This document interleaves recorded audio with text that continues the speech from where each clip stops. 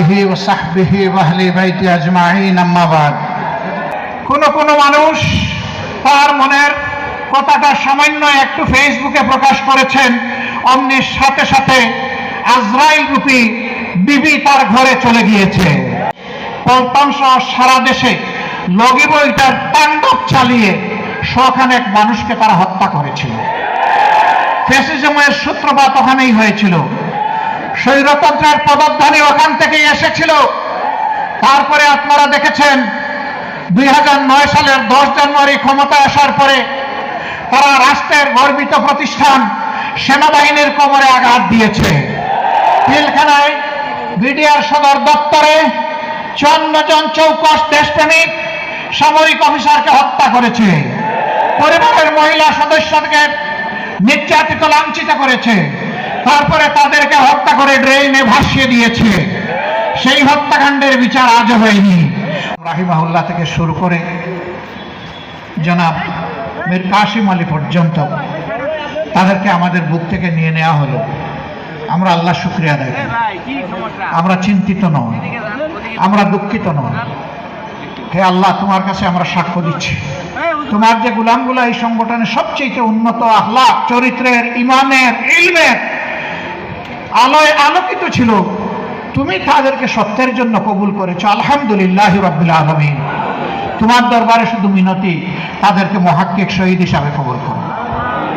সূচনা করবে প্রিয় ভাইয়েরা, 1, 2, 3 করে 15.5 বছর জাতির উপরে এরা স্টিম রুলার চালিয়েছে।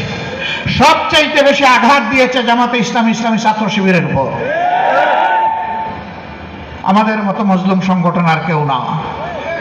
আর কারো এতগুলা নেতাকে হত্যা করা হয়নি, আর কারো বাড়িঘর বুলডোজার দিয়ে ভাঙা হয়নি, আর কারো বাড়িঘরে আগুন দেওয়া হয়নি, লুটপাট করা হয়নি।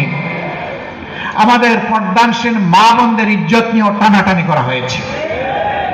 আমরা সেদিন চোখের পানি দিয়ে শুধু আল্লাহকে বলেছি, আল্লাহ তুমি দেখো, তুমি সামিউন বাসির।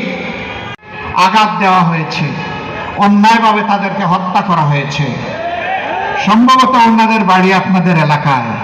তিনি কয়েকদিন আগেও বলেছেন 13 সালের 5 মে শাপলা চত্বরে 12টার পরে সাফ করে দিয়েছে।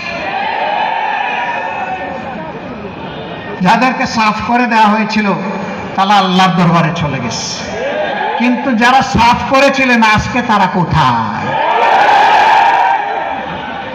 তুইজ্জু মান তাশাউ ওয়া তুযিল্লু মান তাশাউ বিয়াদিকাল খায়র ইন্নাকা আলা কুল্লি শাইইন কাদির। অহংকার মারাত্মক।